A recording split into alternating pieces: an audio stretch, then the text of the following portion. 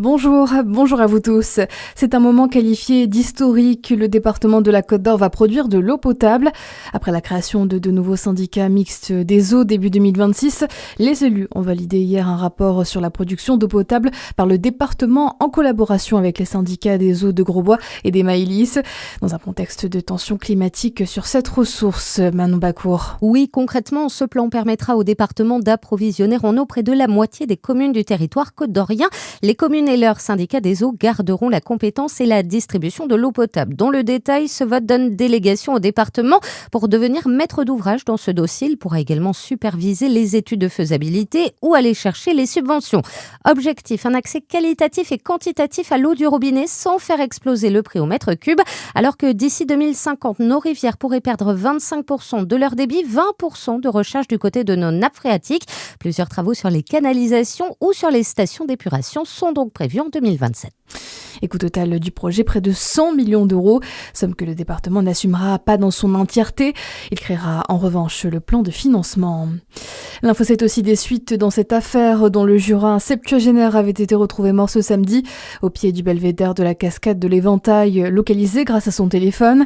L'homme de 71 ans, originaire du sud du département, était parti randonner mercredi.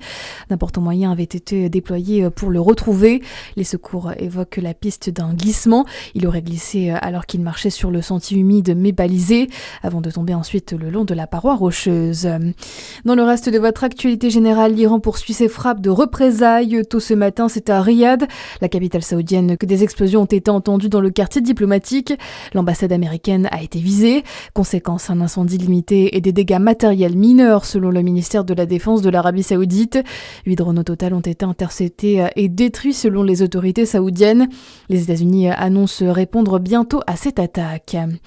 Les États-Unis qui appellent ses ressortissants à quitter immédiatement une quinzaine de pays du Moyen-Orient, des pays qui ont été la cible de la riposte iranienne depuis samedi et le début de la guerre.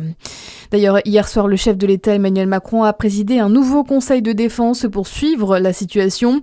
Air France prolonge la suspension de ses vols en direction et en partance de Tel Aviv, Beyrouth, Dubaï et Riyad jusqu'à jeudi.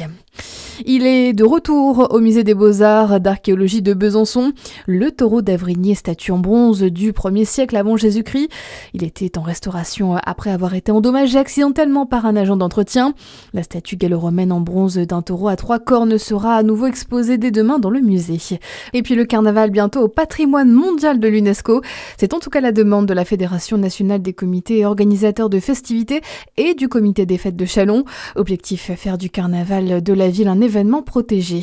À suivre la météo sur Fréquence Plus.